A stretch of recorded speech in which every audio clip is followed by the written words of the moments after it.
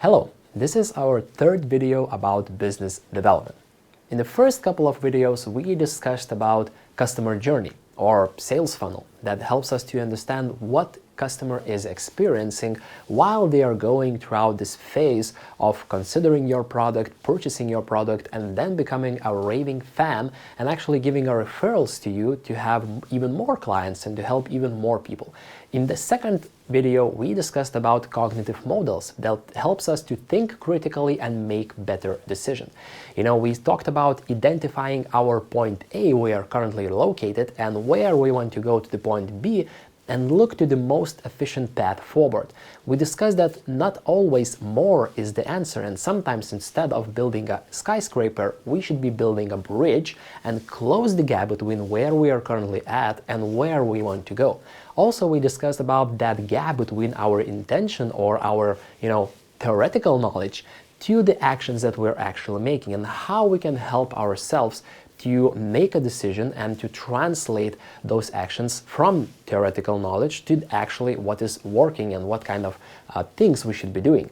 And the fourth cognitive model was about floor and ceiling. So understanding what kind of quality standards do you have for yourself and how you can not only focus on achieving your personal goals and achieving those personal ambitions, but also how you can ensure the long-term productivity and resilience and look throughout your productivity and your efforts more systematically. And today we want to discuss about cross-selling and upselling. So there are two very operational things in the sales process and in the business development process that works for existing customers. So it's nothing about lead generation or driving a traffic or like paid or organic media. It's all about working with the customers that are currently your customers. And this is particularly important for people who are not in the sales position and not in the front line, but maybe working in the back office. Maybe they are working with something else rather than just directly with the customer. So cross-selling and upselling are two different techniques to work with existing customers. When it comes to cross-selling, imagine if you are coming to the store and you want to buy a phone. That's cool. The sales agent greets you and says, welcome to our store. We have this great phone for like 1,000, and perhaps you want headphones together with that, or you want a power bank together with that. So this is cross-selling. The cross-selling is the activity which helps you buy and also sell complementary items to the main item that you are looking. So you want to buy a phone, and sales agents suggest you to buy a headphones as well, or the power bank for your phone, or maybe a phone case as well. Now, when it comes to upselling, it's the process to help you buy more expensive item comparing to the one that you intended to buy in the first place. You are coming to the store, you are saying that you want to buy this particular model for 1,000, and the sales agent says that, actually, the new model just arrived. We have similar model that costs 200 more, but it has better camera, it has more memory, and perhaps you want to consider that. So instead of buying that phone for 1,000, now you are buying a phone that is a bit more expensive, maybe a bit better, but still the wholesale is bigger and more important. And now, when it comes to existing customers, both upselling and cross-selling works perfectly, but I have few tips and tricks that would help you to think about it and also to help you to have some particular actions taking after this video. First of all, let's start from understanding your company's products deeply. And what do I mean by deeply is that when the right timing comes, you will be ready to present a product or a service, or at least answer some general questions. Because sometimes, or maybe say often, companies has their own sales department or people who are doing that, and you might find yourself alone maybe in some kind of meeting with your existing customer, and then the customer asks you about maybe some kind of additional product that your company is building, or maybe additional features or functionalities that you may want to develop for themselves. So you can find yourself in a situation where that knowledge of your company's product and services becomes very, very handy and actually helps your client to save time by answering the questions that they are burning.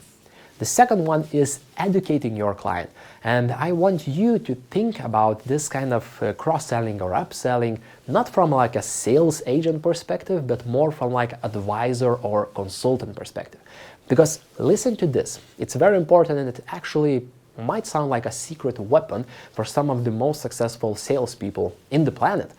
It's not about squeezing some kind of technique and making your lead to believe in you, or using some kind of manipulative things, but it's about helping your client to make decision that is best for themselves.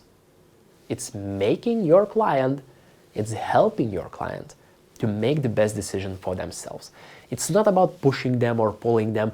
It's about educating them. It's about consulting them. It's about helping them understand about their situation better and leveraging your understanding about your business situation and helping to make the best decision for themselves.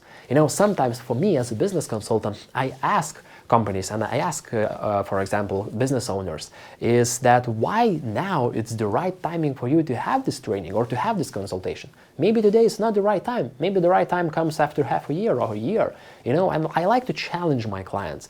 And I do that very consciously because I understand that if I help my client to make a best decision for themselves, the relationship will become stronger. I will be more trustful in this process, and perhaps the client will be willing to hire me in the future. So educating your client instead of thinking about, selling them something. Just educate, just deeply care about your client and be, as they say, customer-centric. The third one is understanding your client goals and actually what they are trying to achieve. And by understanding the goals, I don't mean to understand the sprint goals or the quarter goals. I mean by understand their business goals as such. Because often you are working with just one part of their business, but what they are doing in their business as a whole enterprise, as a whole entity, what kind of problems they are experiencing, what kind of goals they have for this year, for upcoming year. Maybe they have like a grand vision for like 10 or 20 years. That will be also very beneficial for you to understand, because then you can start to match the points. You can start to close the gap between where they are currently at, their point A, and where they want to go, their point B. And maybe in this journey there are some different items that you can work together on and actually help each other better and close that gap between A to B more efficiently. The fourth one is show results. Show results what you are doing and also show results what you are doing for other clients. So it's not about, disclosure, non-disclosure agreements or mitigating the risks, but it's more about, we have client X and we know that they achieved like 40% better results at that particular case because we help them to ensure the optimal process in some kind of business area. So this can really help you to build more trust in the relationship and also to show that you know what you're doing and you actually did it for other clients as well.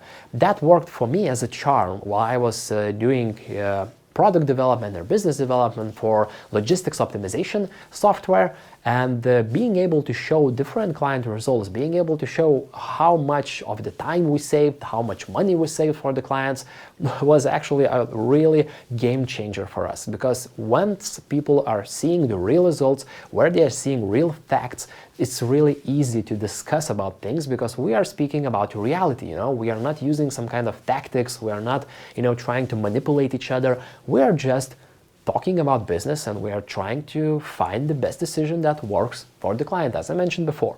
And the final one is additional value or complementary items. And of course, I know that if you have, for example, an e-commerce store or you are making shoes, it could be very easy to think about those complementary items, those bonus points that you can give to your customer. But if you are in B2B, for example, or in service business, then you can think, for example, about additional pro bono discovery session. Maybe you want to help your client understand their point B better, and then you can sit down with your client and maybe do audit of their infrastructure or their security and provide your insights.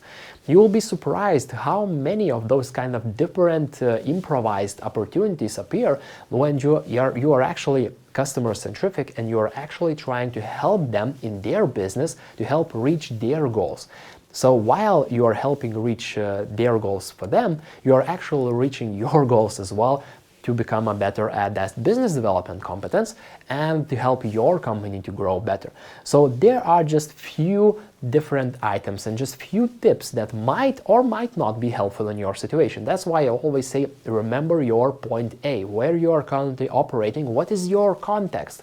Maybe some of those items would be very beneficial in your context, maybe some of them could be even detrimental. So think critically before using any advice, and think about yourself, what you are optimizing for, what is your unique disposition in this process, and maybe you are in the position to run a discovery meeting for one of your existing clients. Maybe you are able to write a memo for your client and say that, okay, I noticed some of the things that you want to improve in your website or in your process or in any kind of area of their business, because people sees authenticity and they sees where you're actually trying to help, and they would really appreciate the constructive feedback to improve something.